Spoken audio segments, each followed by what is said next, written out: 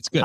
But I was in one of the Facebook groups last night, and I'm, reading, and somebody had asked a question. And as I scroll through, somebody from a state association, right? Physical therapy association for a particular state. They said, gosh, I wish I could remember, but somebody had a question about regulation, and somebody had said, call the state. And this person said that they were not a member, but they called the state. And somebody who was a VP of this state organization chimed in and said, something about membership and encouraging membership. And long story short, comes down to, they said they didn't get an answer to their question. And the VP of this state organization, said something. And I was like, well, what happens when people aren't members and they call with questions? And just like what I just shared, it triggered a memory from like 20 years ago. I remember being in Florida, Sarasota. I was not a member of the state organization. I called the state to ask a question about regulation because I was like, I don't know, we're a brand new practice. We don't understand a lot of this stuff. I need help. Zero help. And so, to quote, and I'm gonna grab exactly what was said. I just couldn't believe it. I was shocked. I was like, I am a physical therapist. You are the Florida Physical Therapy Association. Are you seriously not going to answer my question? Because I'm not a member of the state organization. So here, are you looking for that? Do you want me to talk? I got it. This particular person, I said, what happens when a non-member calls with a question?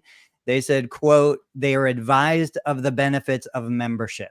So essentially, hey, I have a question. Are you a member? No. And their response was, well, let me talk to you about this. Let me talk to you about this membership. Now, hold on a second. I can see this from both sides. So I'm going to put myself in the middle. But I think you guys are probably both on the same side, right? So I'm going to put myself back on there. All right.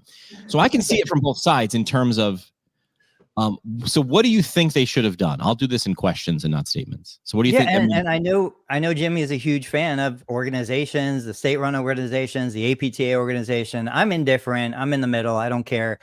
But when I look at this, it's like, this is the idea. This is the mindset. This is the culture of business in 1972. It's like very adverse. It's them against us. We're not going to give away any of our secrets. This is all protected information. And we live in 2024. Every one of us, the three of us, give every single, potential piece of beneficial information we have. I will tell anyone anything to help them. I don't care if they're a customer of mine, a student of mine, whatever. Same thing if a patient called. If a patient called to ask about their low back pain, we would tell them anything they want to know and how to resolve it. And then if they became a client of ours, awesome. If they didn't, even better, because now they have the resources and the information they need. Hold on a second. So I agree. I'm in the middle. I think there's nuance here. You said if a patient calls, so that's somebody who has a relationship with you. So is that similar to saying if a member calls? Okay, let's say a prospect. If a prospect calls, good. No relationship. So now let me ask you this. Let's use that same analogy. A prospect calls and they have a quick question. Tony's like, no problem. Let's bang this out. That's cool. Yeah. Is that a fair parallel to what happened here? They have a question that we can reasonably assume would take less than 5 minutes to answer or to walk through. Okay. What if that person had a question that required the PT or the state association person to do work, to sit down, to look at a bunch of documents and actually give a good practice act? So let's say it was going to be an hour's worth of time. Would that be a fair thing to give away for free? Would you say, yeah, PT in my clinic, go treat that person for an hour because, hey, if that hour, they might be a client for life. Is that a fair thing? I'm going to say it depends on the value of the exchange here. So in this situation, if I'm calling my local Ohio Physical Therapy Association, and it's going to take an hour consultation, 100% I'm going to pay for it. I'll join the membership. I'll do whatever. But then I look at that too, and I'm like, well, going back to me, I put out thousands of videos that answer questions that would take me longer than a couple minutes over the phone, but don't absolutely require my expertise. And I go back to the APTA website, right? There are so many times where I'm looking for information. They're optimized. They're ranking #1 in Google. I click on the site, I get the first paragraph, and then the rest is behind a paywall. Yeah. And what irks me more than anything is, so then it says join something and it's like free, and then you click and then it's like, oh no, it's free for members. And it drives me crazy. One of these days I will go through, I'll read all of their headlines that are behind a paywall, and I will answer all of those questions and make that information public for free. Oh, that is a devious strategy. Dave, I need you to chime in because you haven't yet. So I had some initial visceral reaction. I'm trying to just cool it down. I'm glad Tony got to, reply first, but my sentiment, I'll say like this comment from Cameron Dennis. So he said the OPTA wouldn't answer Ohio. his questions. What did I say? Ohio? Yeah, no, I'm saying it's Ohio. Yeah. So they wouldn't answer his questions during COVID because he wasn't a member. That specifically is preposterous. Like, okay, maybe you got a question about private practice and they're like, hey, you should kind of be a member. And, there's very experienced people to answer that or whatever. And it takes time. That's specifically the thing about COVID, that just because they already had this approach where they're like, we're not going to provide any resources or help or support or anything unless you're a member. Even something like that, where it's like patient safety, therapist safety, best practices in a time where there was a ton of uncertainty. We didn't know what was going on, what we should do, protective barriers and all this type of stuff going on. And they can't even provide any support, or even at the very least, kind of what Tony was hinting at was, how come any of these APTA chapters, state chapters, whatever, how come, and they probably don't, you guys can correct me if they do, have a YouTube channel answering a lot of these common questions, so that then when, the question of the Kansas, or did we not say the state and I actually just blew it up? No, whatever. The state, the private, the chapter, how come they don't have a YouTube channel answering a lot of these common questions to then funnel people into more membership, because you can build more know, like, and trust with more physical therapists. But I agree 100% with Tony. These blog articles behind a paywall, come on. Like, okay, it's kind of nuanced information. It is valuable to some extent, but it's also like, there's, like Tony said, there's like this adversarial approach. So no wonder there's such low membership, and the APTA in general, from all the different groups and all the different states and all that, have had a challenge with getting physical therapists or even PTAs to pay for membership. And I don't know the number offhand. Maybe Jimmy can ask his buddy Scott Gardner at United Physical Therapy Association what the breakdown is of total members that are APTA members that are physical therapists, PTAs, whatever. And if it's, I don't know, 10 or 20% of the entire nation. I believe it's a third. I think a third of people are APTA members. Which, I mean, I have no idea what it is compared to, I don't know, in medicine or chiro or some associations require it for licensure and PT doesn't, I believe. So you have to be a member of the AMA. I'm curious, the ones that do not require it, whatever profession, industry, whatever, the ones that don't require it, I'm curious, like, how many of the other ones are around 50% membership or above 50%. But anyway, my response is the same as Tony's. Yeah. So I think you both walked right into my trap. And my trap was, I agree with both sides. I am in the middle. Dun, dun, dun, dun. Here's why. I think associations, and this is why I think the people that we talked about the other day, Scott Gardner, like, I've been asking them questions and they've been taking it like I'm trying to disagree with them. What I'm trying to do, and I work with associations and organizations, I think they have a problem. They have an identity problem. They don't understand what business they're in. I think everything you're saying is right. I think they are in a 1970s model in a 2024 world, where what value do I have from that? And I work with, it gets really uncomfortable sometimes when I sit down with a board of directors, a group of board of directors, and I'm like, and I bring up, and I love me some pyramids. I bring up this pyramid and I go, great, we're going to do an exercise.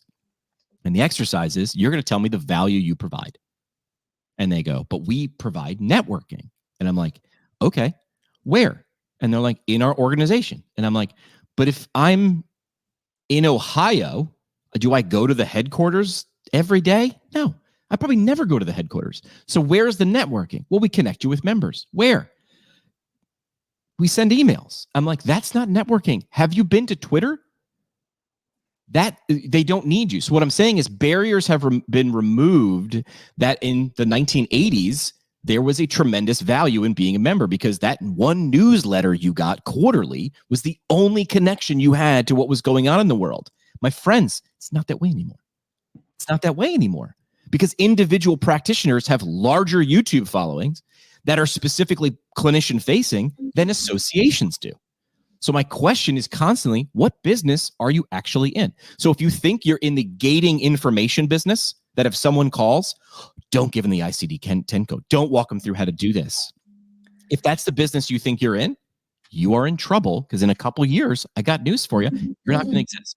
That's an uncomfortable thing to say to people in charge of an organization, but that's why you get paid. I don't get paid to come in here and tell you that you're doing a good job. So I think association, you have to understand what business you're in, because I agree they probably should have given that information, because that's one good exposure. Do I expect that person to then flip and become a member that minute?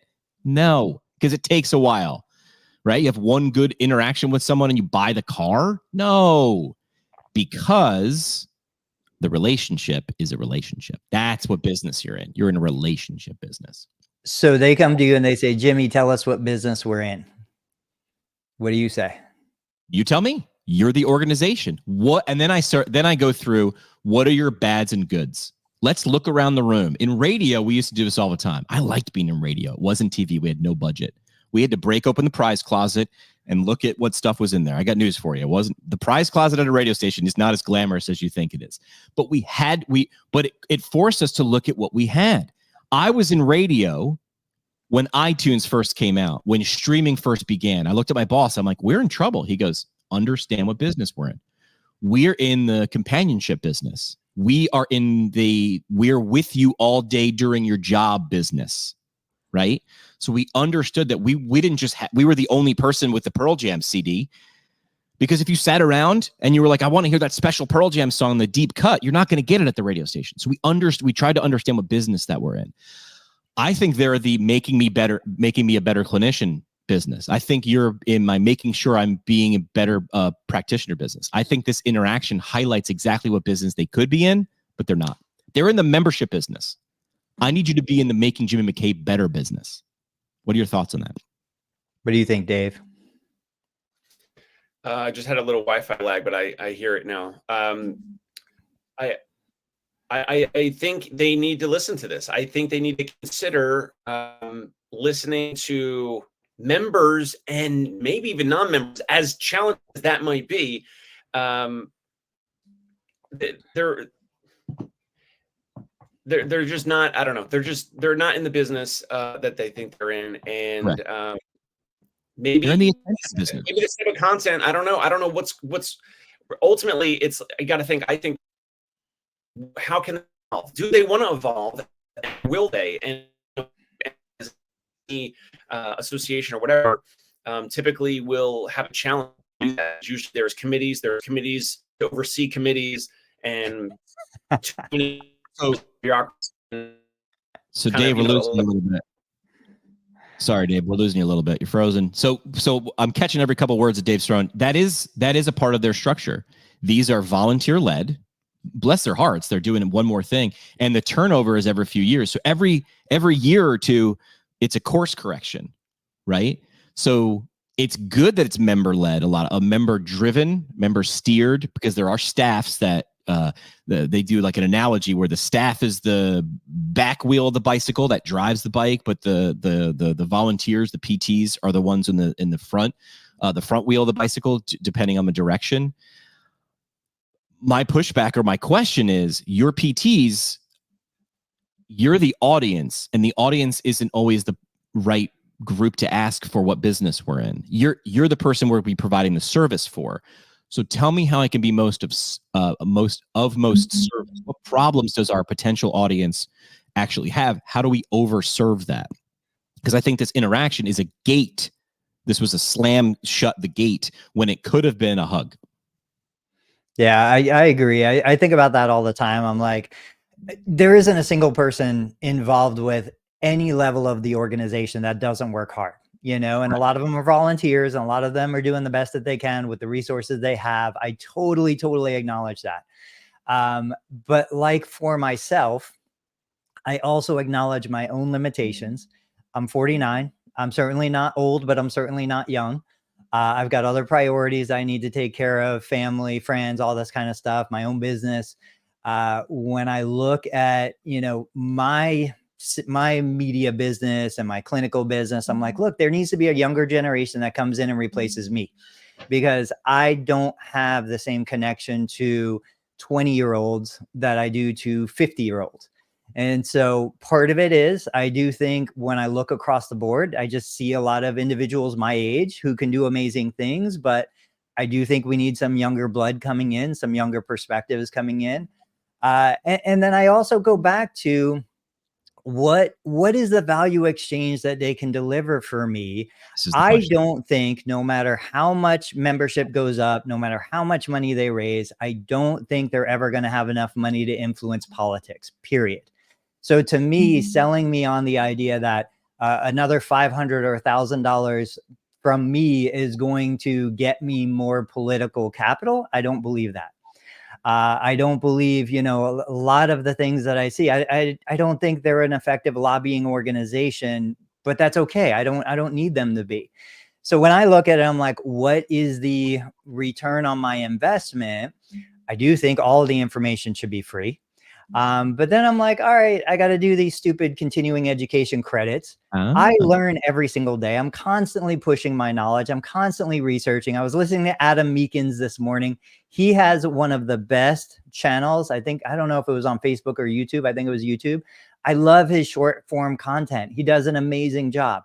I'm always reading research. I'm always trying to improve myself. I don't need somebody to tell me I need 24 CEU hours.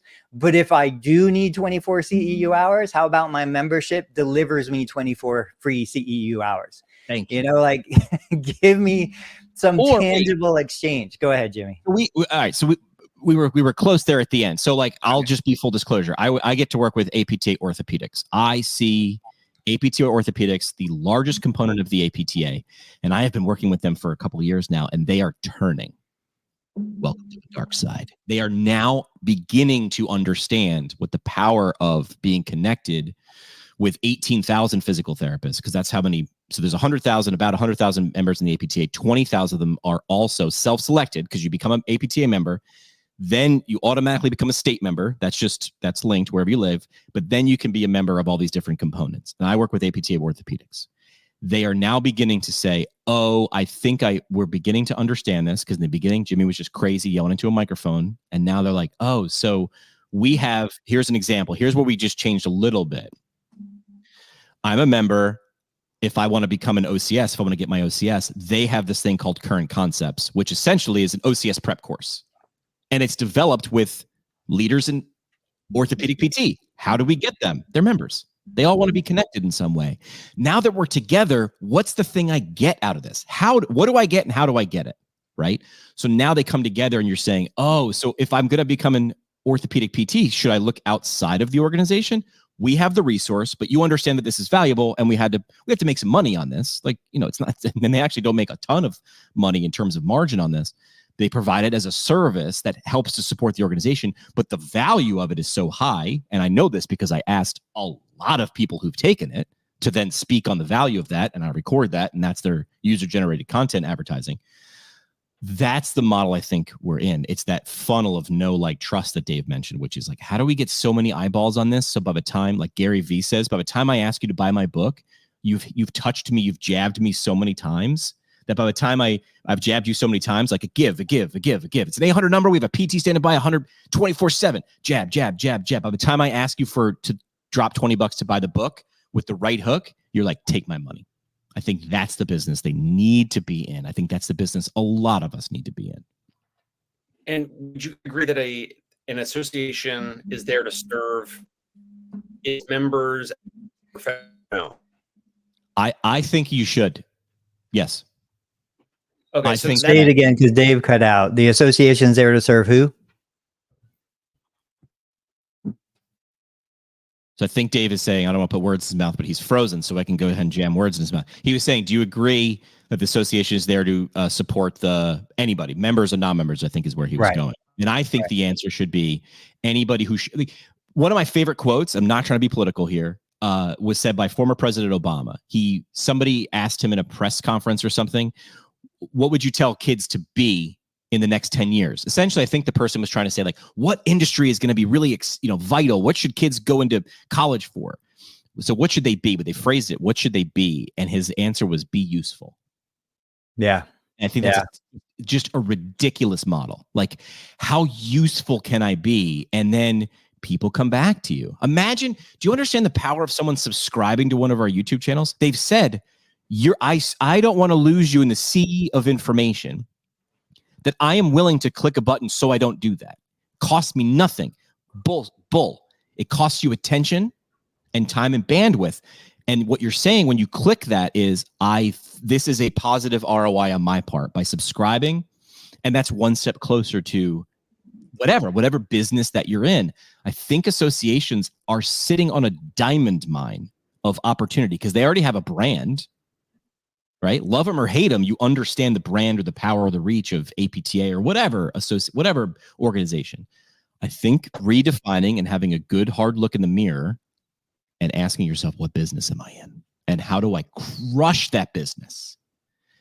But don't try to get paid don't try to get married on the first date, dude. That's obvious. When I say that, I give a whole presentation. I got slides, the whole nine, where I'm like, I'm not married. Jimmy's not married, but I know how it works, right? You meet a girl, you ask her out, you go to coffee, then you ask her to get married. Everybody giggles in the audience when I do that. But then when I say, okay, then I'm like, oh, so here's what it actually works. It's like you meet a girl, go get coffee, maybe dinner, a couple weekends, meet the parents, then you get married. Everybody's like, well, yeah, duh. That's why you're not married, Jimmy. You don't get it. Great. Now I flip all the icons in that timeline to business interactions. I'm like, you meet someone online and you say, buy this or become a member. And then no one laughs. And I start laughing. I'm like, you idiots. It's the same thing. You're trying to get someone to buy in and join a relationship with you on the first interaction. That's just as dumb as asking someone to marry you on the first date. This is a relationship build. That's the business that you're in. How do I overserve that?